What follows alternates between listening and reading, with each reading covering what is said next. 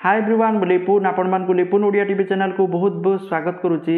आज गोटे समस्त बहुत बड़े इनफॉरमेशन रही बहुत बढ़िया बिजनेस आइडिया रही पनीपरिया दुकान।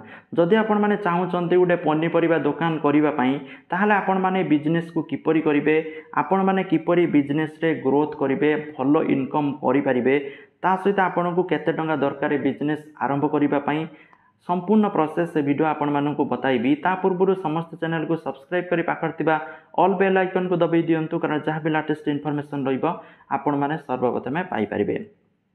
तो देखो परिबा बिजनेस आपण माने बहुत ही कम टंकार आरंभ करि परिबे। 1000 रु 2000 टंका देले आपणकर परिबा बिजनेस टी आरंभ होई जिवो। तो देखो जोटी पनीपरिबा मार्केट अच्छी आपन को सही जगह रे गोटे जगह नबा पई पड़िबो जब यही जगह जिनस बिकिबी। से आपण पनीपरिबा मार्केट रे जी भी सब बुझा सुझा करूचंती हेड लोक तांको परमिशन नबा पई पड़िबो जे भाई मु एई जगार मोर गोटे दुकान परिबा दुकान करिवार अछि, ओके मत ये जगहटा दरकार। तापर आपण मान ता सहित कथबार्ता कि सेमाने किछि टंका नेबे, आपण माने देकी से जिनस को सेटल कर देबे। सेटल कर सारला परे आपण माने पनीपरिबा कोठु आनिबे। देखंतु पनीपरिबा आनिबा पई आपण को मेन उपाय मु कहूची, आपण माने सकाळु मार्केट पळेबे। सकाळु जो आपण माने मार्केट जिबे सेठी चाषी माने सब पनीपरिबा नै के आस्तांती। तो चेष्टा करिवे चाषी मानक ठारू कम रेट रे पनीपरिबा आनिबा पई। कम रेट रे पनीपरिबा आनिकी आपण माने बिकी पारिबे। नहले जदि आपण माने निजे मध्य चाष करिसंती, धरंतु निजे कोनोसी चाष गोटे करचंती, बिलाती हो टमाटो हो जहाँ भी ता सेही जिंस जदि आनिके आपण माने डायरेक्ट बिकुचंती ताहले आपण आउरी प्रॉफिट हबो। ओके जदि आपण माने नहले जदि आपण माने चाष बास करनांती तो आपण माने कौन करेंगे ना चाषी कतरू पनीपरिबा आनिकी बिकी पारिबे।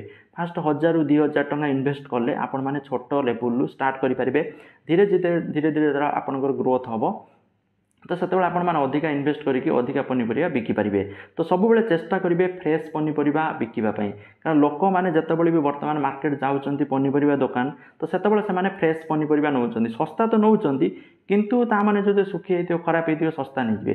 किंतु लोक माने जो देखिबे फ्रेश पनीपरिया अछि पूरा देसी पनीपरिया ताने लोक माने अधिका रेट हेने भी से माने लोक माने नै जिवे, केबे भी नष्ट होबनी।